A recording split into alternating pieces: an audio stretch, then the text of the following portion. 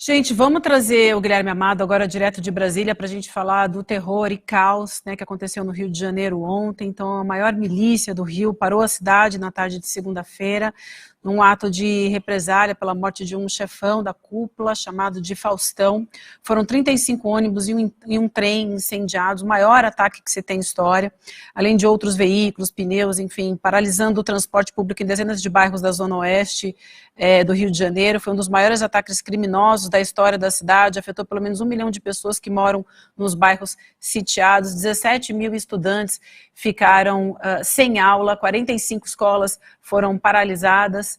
A gente tem também notícia de que o Rio de Janeiro, né, pelo menos as informações que a gente tem é que 12 suspeitos foram presos por essas ações terroristas. Vamos ver o que o Guilherme Amado tem de informação para a gente. Devem ser levados para prisões federais. A gente sabe também que o secretário nacional de Segurança Pública, Tadeu Alencar, e também o secretário executivo do Ministério da Justiça, Ricardo Capelli, devem estar a qualquer momento a caminho do Rio de Janeiro também, e uma das missões principalmente aumentar o efetivo no Rio de Janeiro, e em especial da inteligência da Polícia Federal, né, Guilherme? O que você tem de informação para a gente, nos atualizando, por favor? Bom dia para você. Olá, Vivi, bom dia para você, bom dia, Deluca, bom dia, Rodrigo, bom dia a todos que nos assistem. Eu conversei agora há pouco, Vivi, com o Ricardo Capelli, quando ele estava no avião, entrando no avião, a caminho do Rio de Janeiro, e perguntei a ele qual era a diretriz a ser adotada no Rio, se havia alguma possibilidade de intervenção federal, e se não, qual seria o caminho. Ele me disse que intervenção federal, neste momento, está descartada. O governo Lula não pensa em fazer uma intervenção federal na segurança do Rio de Janeiro, como houve em 2017, quando o governador era o Luiz Fernando Pezão e o presidente era o Michel Temer. Nesse momento, segundo o Capelli, o caminho é investimento, como você falou, em ações de inteligência por meio da Polícia Federal, e reforço de efetivo, reforço de homens da Polícia Rodoviária Federal e da Força Nacional de Segurança. Esse é o pacote que o governo federal aposta para ajudar a política de segurança do Rio de Janeiro. No governo há uma preocupação muito grande com a situação do Estado.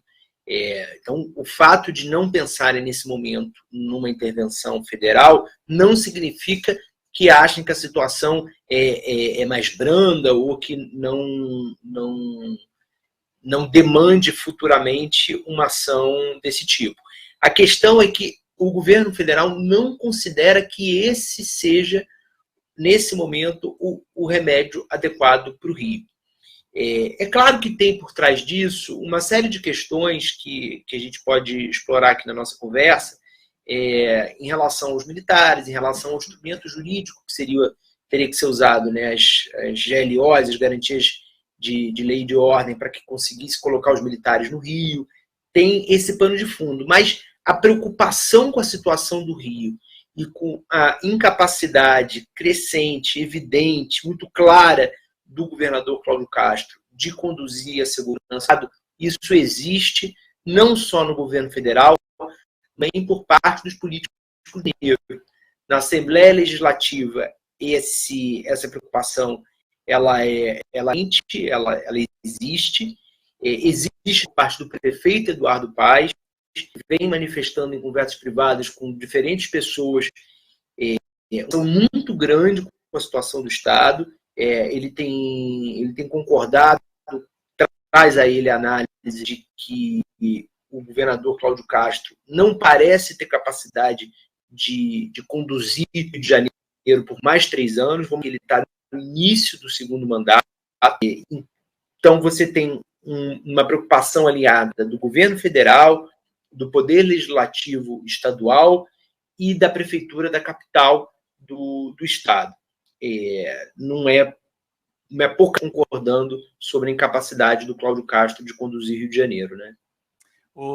Guilherme, enquanto você fala, aqui na tela as imagens que são muito fortes, né, das pessoas saindo correndo de dentro dos ônibus e os sujeitos ali preparados realmente, botando fogo, 35 ônibus, um trem queimados o Rio de Janeiro, talvez o maior ataque desse tipo coordenado, pelo menos na minha memória recente. A gente tem um mapa, porque existe uma espécie de geopolítica do crime no Rio de Janeiro, né, Guilherme? Um mapa que a gente tem aqui para mostrar quem é que domina qual área. Tem as milícias, tem o Comando Vermelho, tem outras facções. Aqui, ó, o mapa ao longo do tempo, né? Em 2007, em vermelho é o Comando Vermelho. A gente percebe que o mapa vai deixando de ficar vermelho e vai ficando azul, especialmente o lado esquerdo. Eu vou subir aqui só para apontar, para ficar mais fácil entender, para quem não é do Rio, né? O lado de cá, o lado esquerdo, onde vai ficando azul, é a cidade do Rio de Janeiro. E o lado direito, Niterói, São Gonçalo, é o outro lado da Baía de Guanabara. Então a gente percebe que as milícias, que é o azul, estão no domínio quase de todo o município do Rio de Janeiro, enquanto do lado de Niterói e São Gonçalo, o Comando Vermelho, mas há algumas áreas ainda aqui, algumas áreas no município do Rio de Janeiro, onde o Comando Vermelho ainda atua e há vários conflitos, além do que, né, Guilherme, não sei se você tem essa atualização, as últimas informações são de que há um racha na própria milícia, então não é que toda a parte azul ali do mapa está com um comando só, tem uma disputa para ver quem é que vai mandar na milícia. Acho que esse aqui é um dos motivos da violência atual, não é isso? É isso. Os grupos milicianos no Rio, eles não têm a hierarquização tão forte, tão estruturada como tem facção de tráfico, né? Então, recorrentemente, ao longo das últimas 2, 3 décadas, você vê esse tipo de disputa acontecendo, né? Só que isso ficava, num cenário de 10 anos atrás, ficava circunscrito à Zona Oeste, né? Às vezes para a Zona Norte, tudo da capital do Rio. Nos últimos 10 anos, a gente vê essa evolução aí que o mapa mostra, né? As milícias, elas indo muito além dessa circunscrição. Você tem a Baixada Fluminense quase toda tomada por grupos milicianos, você tem grupos milicianos chegando ao outro lado da Baía de Guanabara, Niterói, São Gonçalo, um crescente ganho de força por parte das milícias, que não é à toa. O que a gente viu nos últimos anos? A gente viu falta de combate às milícias. A gente viu uma política de segurança, se é que dá para a gente chamar assim, dos governos do Rio, que ignorava o poder, o crescente poder das milícias. Hoje, há alguns anos já, né, bota aí há mais de 10 anos, a gente tem como principal ameaça à segurança do Rio de Janeiro, e em grande parte do país, porque é o estado em que esse poder paralelo ele se mostra mais desafiador ao poder do Estado, é a milícia. E se não houver um alinhamento e um destaque, uma valorização em termos de política pública para enfrentá-los a nível federal, a nível estadual, com uma conversa permanente entre os dois níveis de poder, não vamos conseguir dar conta. O dia de ontem, ele poderia facilmente se repetir hoje, ele poderia facilmente se repetir amanhã. Hoje, se a milícia quisesse, eles incendiariam mais 35 ônibus. E dificilmente o governo do Estado conseguiria ter força, capacidade para impedir isso. Como eu falei, é um poder paralelo estruturado. Ô Gui, eu só queria fazer um reforço do que você disse e você explicasse, pode ser brevemente para a gente novamente. Você falou, e tem muita gente que não conhece a política do Rio de Janeiro a fundo, como ela funciona, né? Sobre essa figura do Rodrigo Bacelar, né, o presidente da Alerj, e ontem uma fala do governador Cláudio Castro me chamou muita atenção. Ele falou: chega, nós temos o controle da situação e o crime organizado não vai mais perdurar no Rio de Janeiro. Como se isso fosse, primeiro, factível e, segundo, verdade, né? Como se ele tivesse algum controle. Você falou da segurança, mas as pessoas falam que o Rio de Janeiro não tem controle nenhum sobre nada, mas a segurança pública é o pior de todos. Queria que você falasse sobre essa relação de novo, do governador com a Alerj, com a Assembleia Estadual do Rio de Janeiro e essas figuras dessa política carioca que muita gente às vezes não conhece nacionalmente, né, Gui?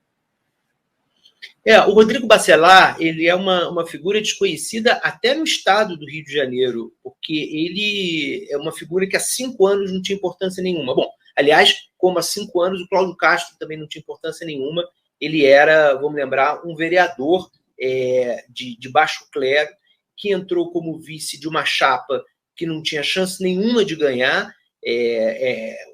Quem olhasse em 2018, no início de 2018, para a chapa Witzel e Cláudio Castro, e falar se eles vão ganhar, qualquer um riria, né? Eles ganharam uma circunstância.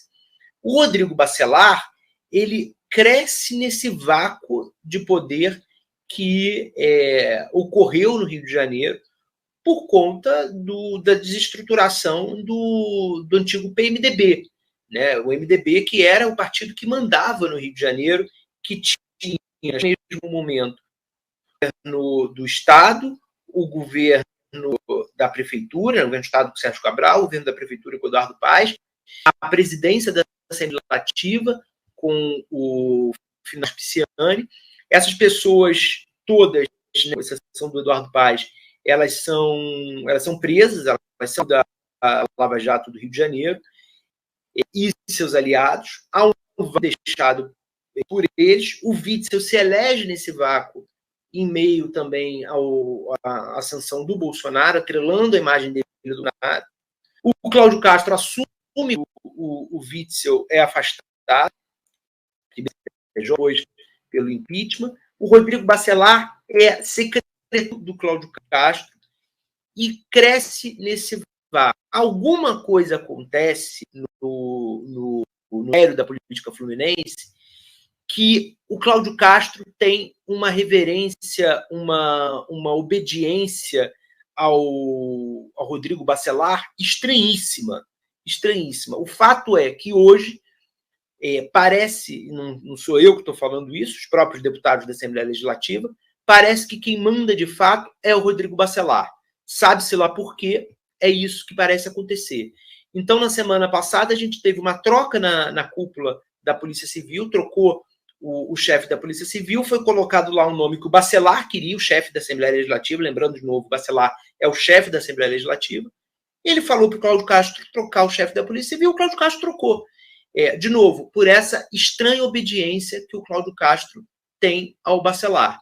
Isso, na Assembleia Legislativa, vai gerando um clima para o Cláudio Castro muito ruim, porque eles veem que quem está mandando, de fato, é o chefe da Assembleia, na política de segurança, e vem na rua isso tudo acontecendo.